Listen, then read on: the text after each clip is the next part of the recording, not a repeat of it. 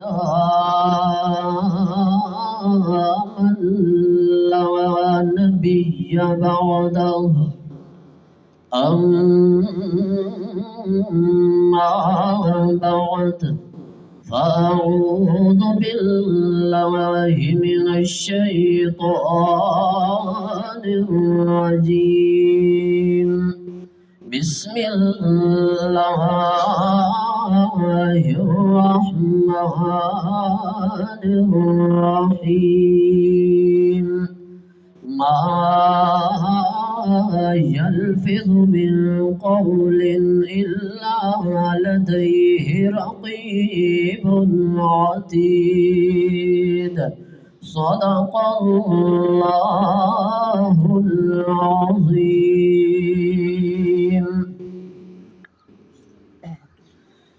قابل عزت و احترام ذی قدر سامعین محترم،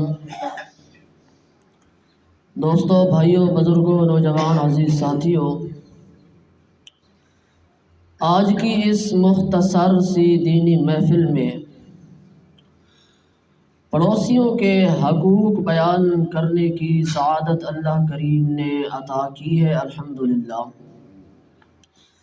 دعا ہے اللہ کریم کے دربار میں کہ جو کچھ بیان کرنا ہے اللہ کریم اپنی رضا کی خاطر بیان کرنے کی توفیق عطا فرمائے۔ امام المرسلین صلی اللہ علیہ وسلم کی محفل تھی، صحابہ کرام رضوان اللہ تعالی علیہم اجمعین تشریف فرما تھے، تو امام المرسلین صلی اللہ علیہ وسلم نے ایمان کے کچھ تقاضے بیان فرمائے۔ آمنہ کے لال صلی اللہ علیہ وسلم نے فرمایا کہ اگر کوئی بندہ دعویٰ کرے کہ میرا اللہ پر بھی ایمان ہے اور قیامت پر بھی ایمان ہے، تو اللہ اور قیامت پر ایمان رکھنے والے بندے کو ایمان کے کچھ تقاضے پورے کرنے ضروری ہیں۔ جب تک وہ ایمان کے تقاضے پورے نہیں کرے گا تب تک وہ کامل ایماندار نہیں ہو سکتا۔ وہ کیا ہے تقاضے ایمان کے؟ آؤ سنو آپ صلی اللہ علیہ وسلم کی سچی اور سچی زبان کا اعلان۔ قال النبی صلی اللہ علیہ وسلم من كان يؤمن بالله واليوم الآخر فلا يؤذي جاره او كما قال النبی صلی اللہ علیہ وسلم۔ آپ صلی اللہ علیہ وسلم نے فرمایا کہ اگر کوئی بندہ دعویٰ کرے کہ میرا اللہ پر بھی ایمان ہے، قیامت پر بھی ایمان ہے، اللہ اور قیامت پر ایمان رکھنے والا بندہ فلا یؤذی جارہ، اس کو چاہیے کہ اپنے پڑوسی کو تنگ نہ کرے، اپنے پڑوسی کو تنگ نہ کریں، اپنے پڑوسی کا خیال کریں، اپنے پڑوسی کو پریشان نہ کریں۔ ایک موقع پر آپ صلی اللہ علیہ وسلم نے قسمیں اٹھائیں، فرمایا واللہ لا یؤمن، واللہ لا یؤمن، واللہ لا یؤمن، مجھے اللہ کی قسم ہے وہ بندہ کامل ایماندار نہیں، مجھے اللہ کی قسم ہے وہ بندہ کامل ایماندار نہیں، اللہ کی قسم ہے وہ بندہ کامل ایماندار نہیں۔ 3 مرتبہ آپ نے قسمیں اٹھائی ہیں۔ صحابہ کرام رضی اللہ تعالیٰ عنہ اجمعین نے پوچھا اللہ کے پاک پیغمبر کون سا بندہ ایماندار نہیں ہے؟ آپ صلی اللہ علیہ وسلم نے بیان فرمایا من لا یعمل جارہ بوائق، اللہ کی قسم ہے جو بندہ پڑوسیوں کو تنگ کرتا ہے، پڑوسیوں کو پریشان کرتا ہے، وہ بندہ کامل ایماندار نہیں۔ رب کعبہ کی قسم ہے، پڑوسیوں کو تنگ کرنے والا بندہ، پڑوسیوں کو پریشان کرنے والا بندہ کامل ایماندار نہیں ہے۔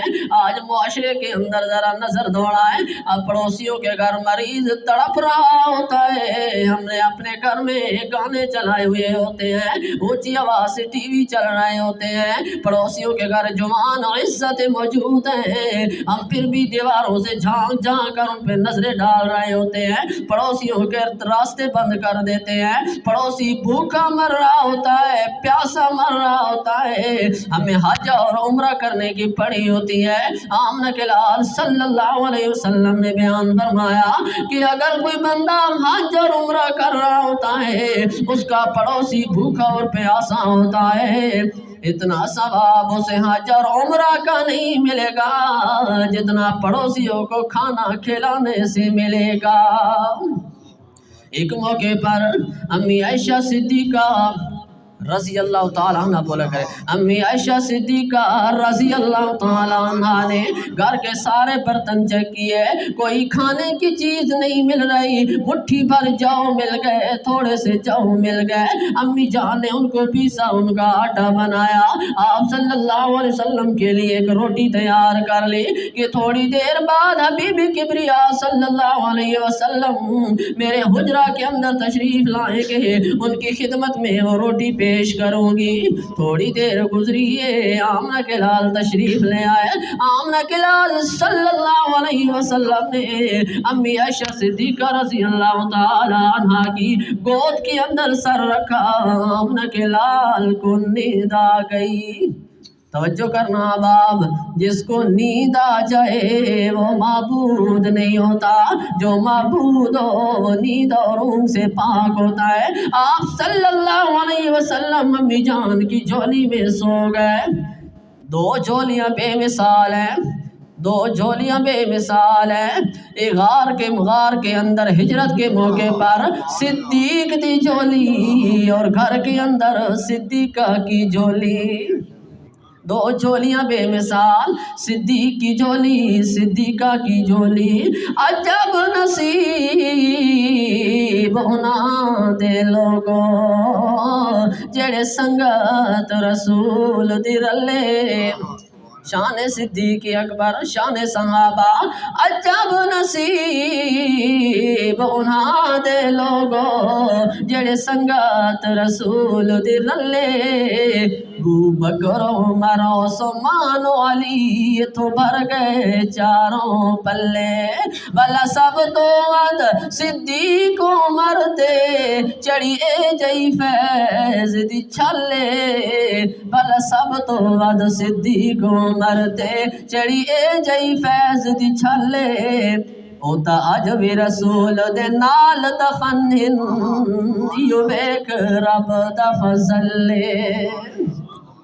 حضرت صدیق اکبر رضی اللہ تعالیٰ عنہ کی شان بھی بڑی اعلیٰ، فاروق اعظم کی شان بھی اعلیٰ، عثمان غنی کی شان بھی اعلیٰ، شیر خدا علی المرتضیٰ رضی اللہ تعالیٰ عنہ مجمعین کی شان بھی اعلیٰ، سارے صحابہ کی شان اعلیٰ، امی عائشہ صدیقہ رضی اللہ تعالیٰ عنہ کی شان بھی اعلیٰ۔ اگر کوئی بندہ صحابہ کے بارے کچھ بھی کہتا رہے لیکن صحابہ کی شان میں کمی نہیں آ سکتی۔ سبق پہ آئیے، امی عائشہ صدیقہ رضی اللہ تعالیٰ عنہا کی گود کے اندر سو گیا آمنہ کے لال صلی اللہ علیہ وسلم، تھوڑی دیر بعد پڑوسیوں کی بکری آئی، حجرہ کے اندر داخل ہوئی۔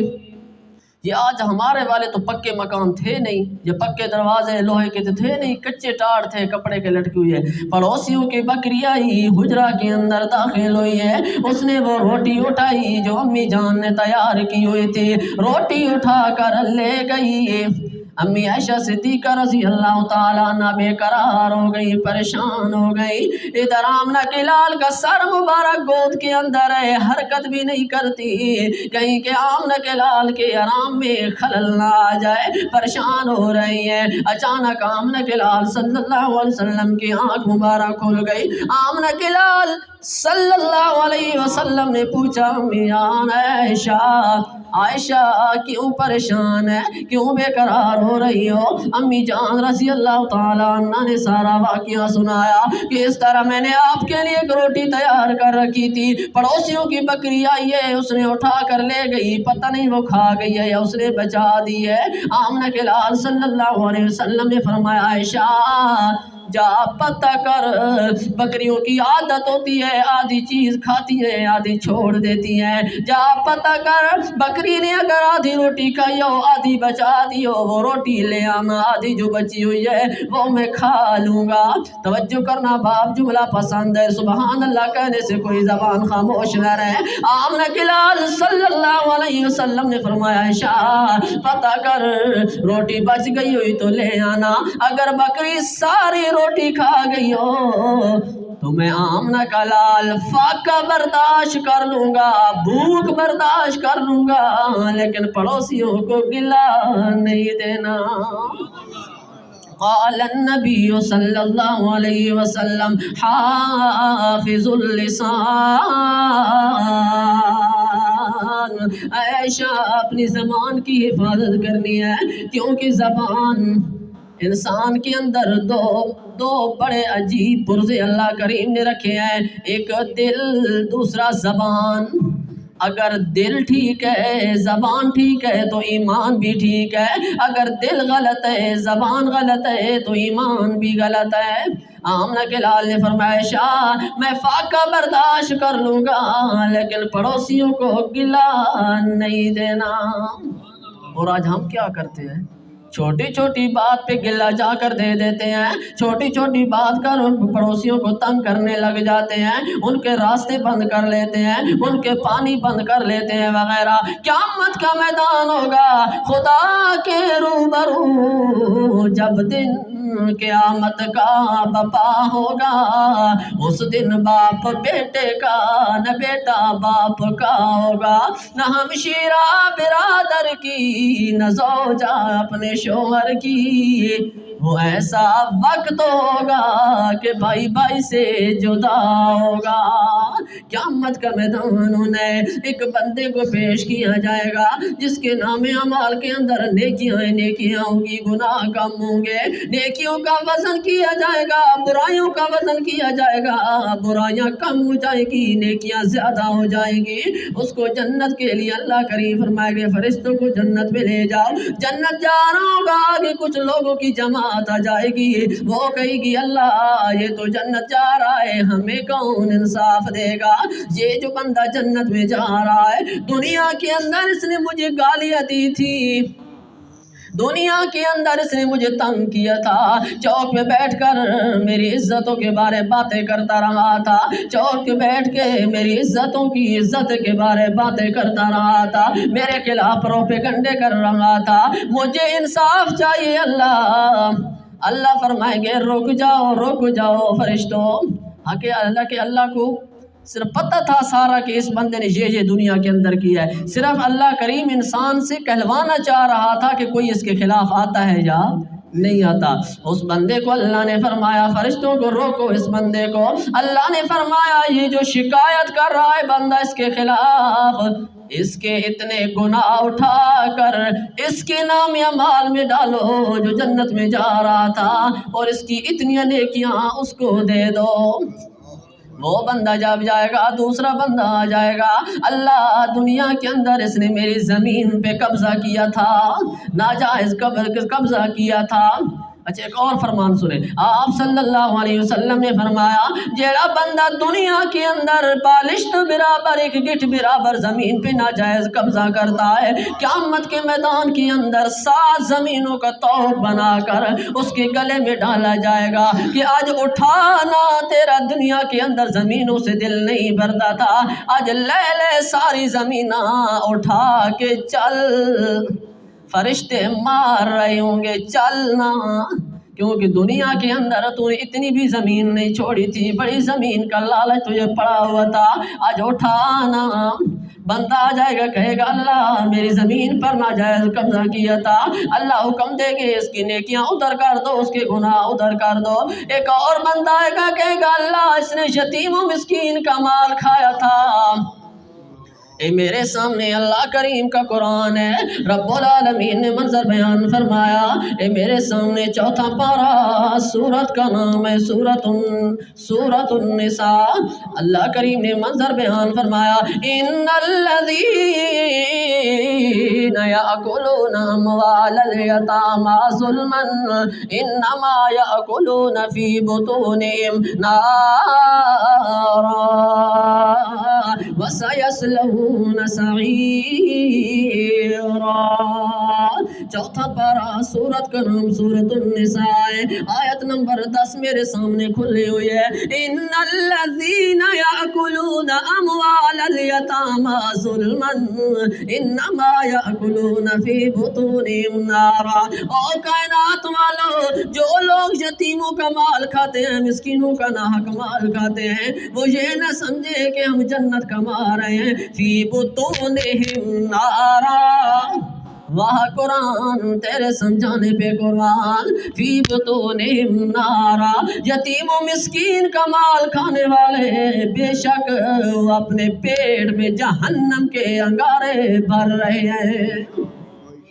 اللہ فرمائیں گے اس کو اتنی نیکیاں دے دو، اس کے گناہ اتنے اس کی طرف کر دو، ایسے کرتے کرتے اس بندے کے پاس کوئی نیکی نہیں بچے گی۔ حالانکہ جنت جا رہا ہوگا نا، کوئی نیکی نہیں بچے گی، ساری نیکیاں ختم ہو جائیں گی، لیکن بندے اپنا انصاف لینے والے باقی ہوں گے۔ نیکیاں ختم ہو جائیں گی، انصاف لینے والے باقی کھڑے ہوں گے۔ آج ہمیں نہیں نا یاد قیامت کا دن کہ کیا ہوگا، حساب و کتاب یاد نہیں نا لوگوں، وہ تو آج سے قبراں تے پہنچے نا خبراں۔ اے جہان مٹھا تے اگلا کہنا ڈٹھا، اے جہان مٹھا اگلا کہنا ڈٹھا۔ آپ صلی اللہ علیہ وسلم نے فرمایا، پڑوسیوں کو تنگ کرنے والا بندہ کامل ایماندار نہیں ہے۔ آپ صلی اللہ علیہ وسلم کی محفل تھی، ایک بندہ آیا پریشانی کی حالت میں، رو رہا ہے، آنکھوں سے آنسو جاری ہیں، پریشان ہے۔ آپ صلی اللہ علیہ وسلم نے فرمایا، کیوں پریشان ہے، کیوں پریشان ہے؟ اگر آپ صلی اللہ علیہ وسلم دلوں کے حال جانتے ہوتے تو پوچھنے کی ضرورت نہیں تھی۔ اس کی بھی حوالہ دیکھیے اللہ کے قرآن کا انداز۔ اے میرے سامنے 29واں پارہ، سورت کا نام سورت الملک ہے۔ فرمایا وَأَسِرُّوا قَوْلَكُمْ أَوِ اجْهَرُوا بِهِ إِنَّهُ عَلِيمٌ بِذَاتِ الصُّدُورِ۔ دیکھیے اللہ کے قرآن کو، قرآن پاک کو پڑھنا بھی ثواب ہے، قرآن پاک کو دیکھنا بھی ثواب ہے، قرآن پاک کو سننا بھی ثواب ہے۔ ثواب حاصل کیجئے، اللہ کے قرآن کا حوالہ دیکھیے، وَأَسِرُّوا قَوْلَكُمْ أَوِ اجْهَرُوا بِهِ إِنَّهُ عَلِيمٌ بِذَاتِ الصُّدُورِ۔ 29واں پارہ سورت کا نام سورت الملک، آیت نمبر 13 میرے سامنے۔ بے شک اب آپ گھروں میں جا کر ماں نہ دیکھ لینا، جھگڑے ہی ختم ہو جائیں گے۔ اللہ فرماتے ہیں تم آہستہ بات کرو تب بھی میں اللہ سنتا ہوں، اونچی آواز سے بات کرو تب بھی میں اللہ سنتا ہوں۔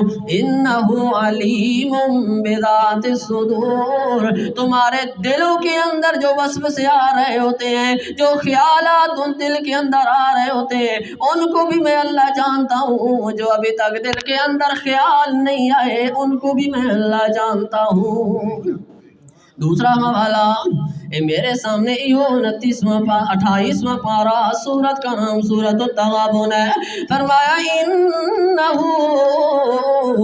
علیم بذات الصدور واللہ علیم بذات الصدور۔ اے میرے سامنے سورت التغابن ہے، 28واں پارہ آیت نمبر 4 ہے، واللہ علیم بذات الصدور، میں اللہ کریم تمہارے دلوں کے حال جانتا ہوں۔ آپ صلی اللہ علیہ وسلم نے پوچھا، سبق پہ آئیے نا، آپ صلی اللہ علیہ وسلم نے پوچھا کیوں پریشان ہے بندہ؟ بندے نے جواب دیا، اللہ کے پیغمبر مجھے پڑوسی تنگ کرتا ہے۔ کون؟ پڑوسی تنگ کرتا ہے، پریشان غمگین، کیا کروں؟ بڑا سمجھایا اسے لیکن وہ نہیں مانتا۔ آپ صلی اللہ علیہ وسلم نے فرمایا اچھا تو ایک کام کر، اپنا سارا سامان گھر کا اٹھا کر اس راستے میں رکھ دے جس راستے سے لوگوں کا گزر زیادہ ہو۔ یعنی کہ جس راستے لوگ زیادہ گزرتے ہوں اس راستے میں اپنے گھر کا سارا سامان اٹھا کے رکھ دے. لہٰذا وہ بندہ گیا سارا سامان اٹھا کر اس نے راستے میں رکھ دیا. اگر جیڑا کوئی بندہ گزرتا تھا ایک بندہ یا پوچھے یار کیا ہوا ہے کیوں سامان راستے پہ رکھا ہوا ہے, وہ کہتا یار وہ پڑوسی تنگ کرتا ہے.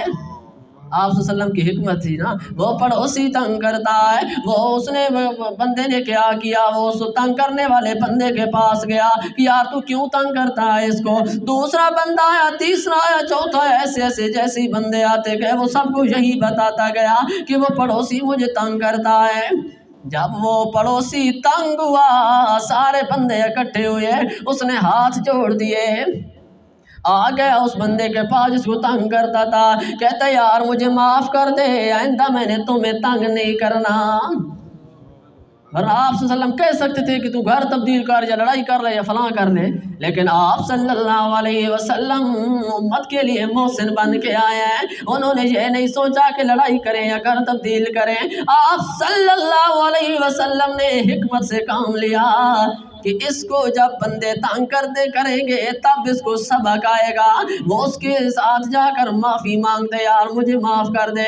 آپ صلی اللہ علیہ وسلم اس بندے نے بتایا اللہ کے محبوب اب یہ معافی مانگ رہا ہے, اب میں کیا کروں. آپ صلی اللہ علیہ وسلم نے فرمایا اچھا اب یہ کر, سارا سامان اٹھا کر گھر لے جا. میں آمنہ کے لال کو یقین ہے کہ ساری زندگی اب تمہیں تنگ نہیں کرے گا. من کان یؤمن باللہ والیوم الآخر فلا یؤذی جارہ. جس بندے کا اللہ پر بھی ایمان ہے, قیامت پر بھی ایمان ہے, اللہ اور قیامت پر ایمان رکھنے والا بندہ اپنے پڑوسیوں کو تنگ نہ کرے.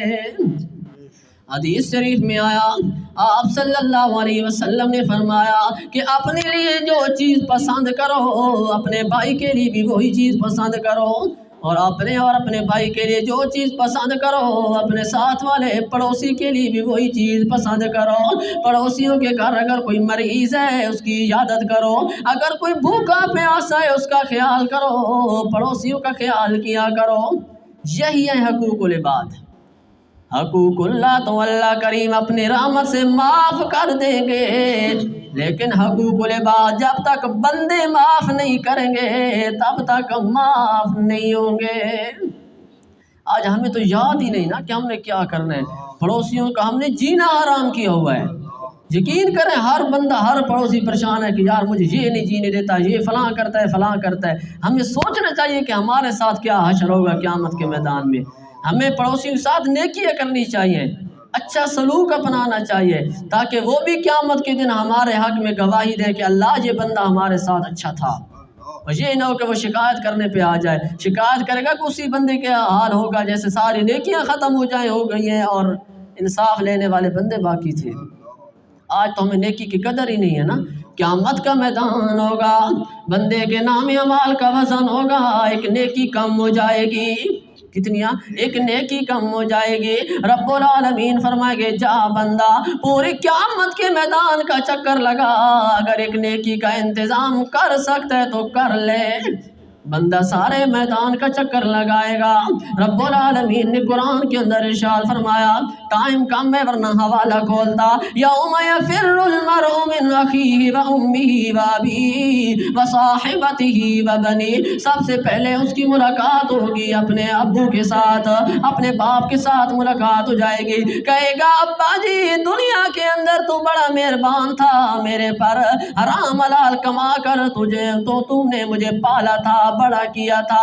آج مجھے ایک ہی نیکی چاہیے, ایک نیکی چاہیے, مجھے ایک نیکی چاہیے. باپ کہے گا نانا تو میرا بیٹا ہے ہی نہیں, انکار کر دے گا.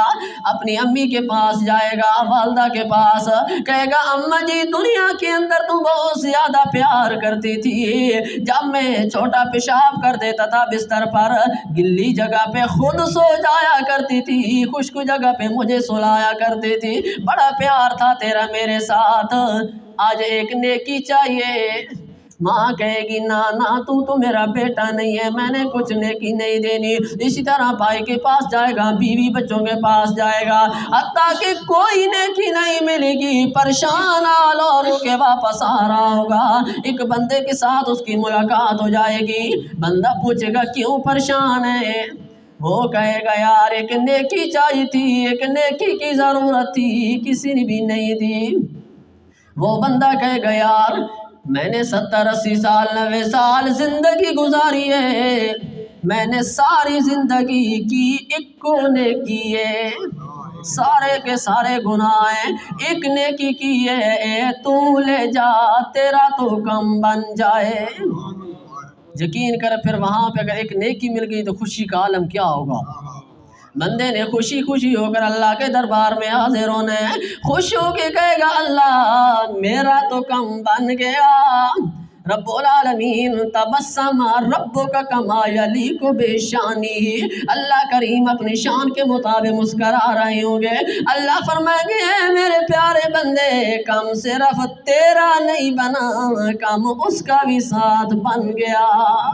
تو نے جنت جانا ہے میں اللہ کے قانون نال، ایک نیکی کم تھی نا پوری ہو گئی، تو نے جنت جانا ہے میں اللہ کے قانون نال، اور اس نے جنت جانا ہے میں اللہ کی رحمت نال۔ اب آپ کم بننا ہے تو اللہ کے رحمت اور فضل سے کم بنے گا۔ سبق کیا شروع کیا تھا؟ من کان یؤمن باللہ والیوم الآخر فلا یؤذ جارہ۔ اللہ کے پاک پیغمبر آمنہ کے لال صلی اللہ علیہ وسلم فرماتے ہیں پڑوسیوں کو تنگ نہ کیا کرو، رب کعبہ کی قسم ہے پڑوسیوں کو تنگ کرنے والا بندہ کامل ایماندار نہیں۔ اور آپ صلی اللہ علیہ وسلم اپنی مرضی سے نہیں بولتے تھے۔ یہ میرے سامنے 27واں پارہ، سورت کا نام سورۃ النجم ہے، آیت نمبر 3 اور 4 ہے۔ فرمایا وَمَا يَنطِقُ عَنِ الْهَوَىٰ إِنْ هُوَ إِلَّا وَحْيٌ يُوحَىٰ۔ اللہ کا جیڑا بھی پیغمبر ہوتا ہے وہ اپنی مرضی سے نہیں بولتا، جب بھی بولتا ہے تو اللہ کے حکم نال۔ اللہ عمل کی توفیق عطا فرمائے۔ کل انشاءاللہ مہمان کی خدمت پر گفتگو کریں گے اللہ نے چاہا تو۔ وما توفیقی الا باللہ علیہ توکلت و الیہ انیب۔ ربنا